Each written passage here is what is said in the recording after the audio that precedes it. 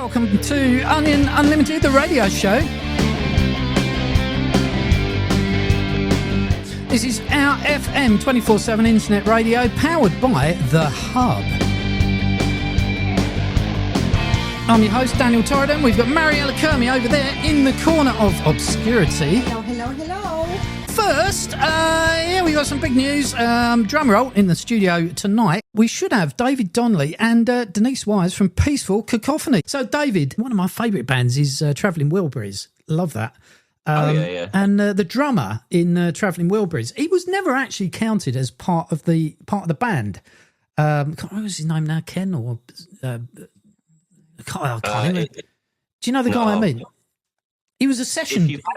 If you hadn't said Jim Keltner. Jim, that's it. But he was in so many different bands. He played with Clapton and David Bowie, loads of different people he played with. Yeah, he was on. I'm a big Pistols fan and stuff, but I like the stuff that Steve Jones did after Pistols, and Steve Jones' Mercy album. Jim Keltner's on that. Yeah.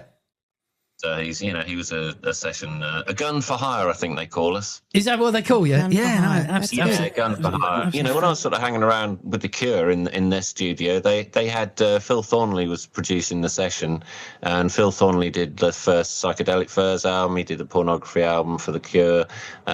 He did Natalie and Bruglia Torn. He co-wrote that, and so basically I just watched him at the desk, and I was a bit. I mean, I've apologised since, but I was a bit. What's that button do? What's that now? What you?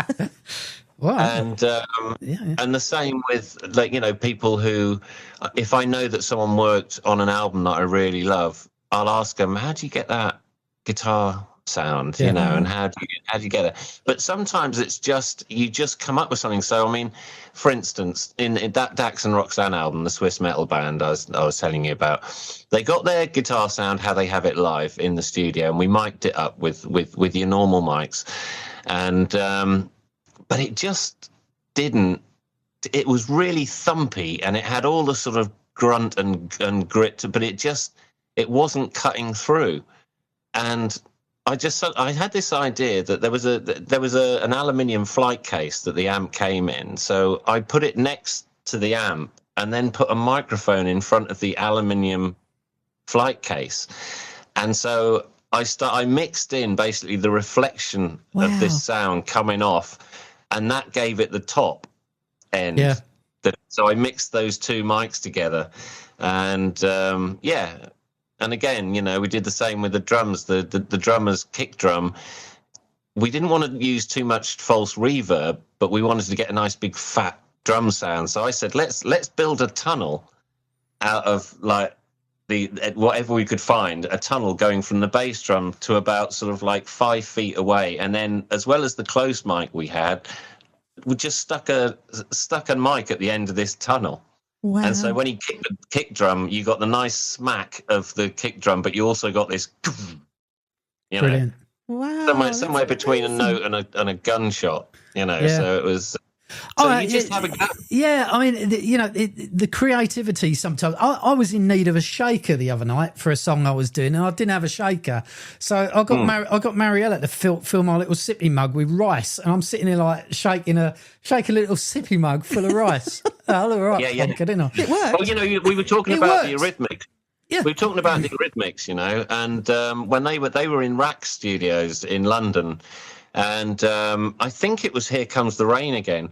But there's a shaker in that, except it isn't a shaker, because they tried a shaker and Dave Stewart didn't like it. And basically they tried various things. And the thing is, he went out to make a phone call in reception, and the receptionist picked up her pencil case and then put it down on the table, and he said, "That's it. That's the sound I want. Can I borrow your pencil case?" Yeah. And she said, "Yeah, okay." So it's basically him slapping a pencil case into his hand, and that's the. Well, all we need now, David, is someone slapping some wet underpants against a brick wall, and we're all sorted.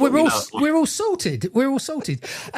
Point of view, but I love the music that me and Denise make, and I listen to it for pleasure. I don't sit there, sort of stroking myself thinking what a fantastic noise I've been responsible for making. It's just, why would you do music if if it's not the sort of music you want to listen Yeah, to. exactly. Yeah. And some of the session jobs I've had haven't been my type of thing. Yeah. You know, I've done pop artists. I've done like 16-year-old sort of brand new artists that coming in, female artists that are doing the pop stuff. And I'll always try my best for every single artist that I work with. But this is mine. This is me and Denise's, and I've got this perfect, you know, board to bounce off with Denise, and we give each other a lot of space, but we're also quite critical.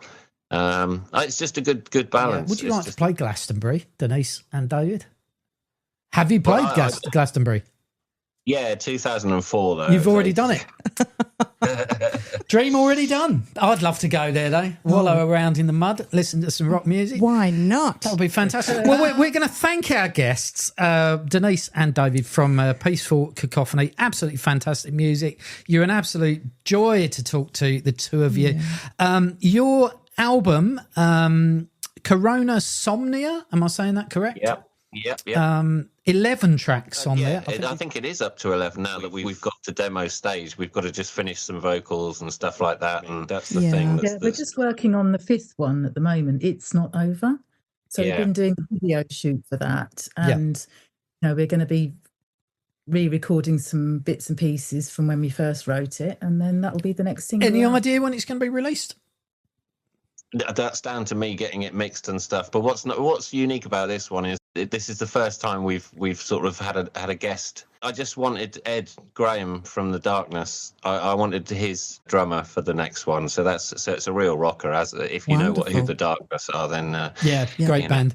He'll be in the video and stuff like that as well. So, but it's the first time we've had a sort of outside guest, isn't it, Denise? I think, you know, and he can't wait to do the video shoot on location because he loves all the old wartime stuff, and we filmed it at the old RAF early warning system where my dad used to work when I was born. Amazing. Still listening to our stuff last night, having a little refresh, and I just got so excited again. You know, it really did give me a lift listening to what we've done, because I sometimes get caught up in all the things that might have gone wrong or whatever. But again, just to name drop one more time, when I was recording that Daphne Guinness album, it was produced by Tony Visconti, who did, you know, all David Bowie's stuff, Mark Bolan and the Smith and Morrissey and goodness knows anyone, Paul McCartney, whatever.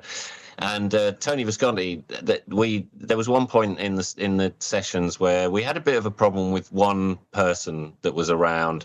I'm not going to name any names, but he was kind of trying to give Tony Visconti tips on production, which like be like me giving David Beckham tips on football.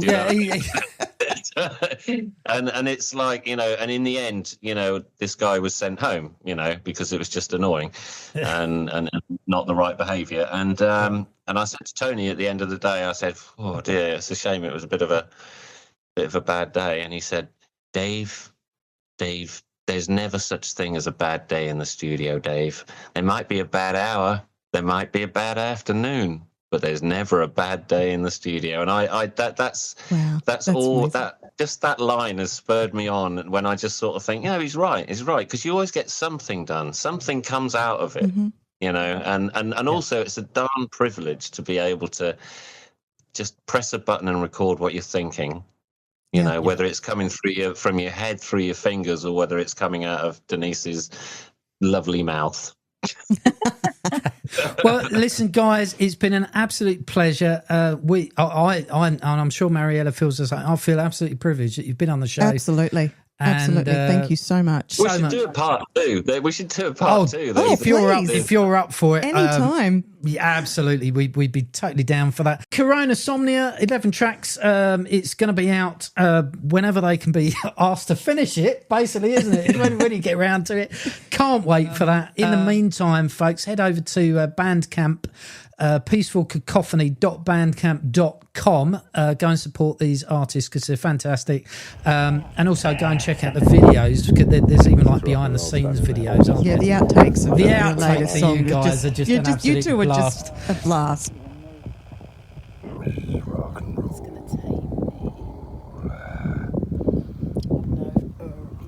Again, YouTube at Peaceful Cacophony.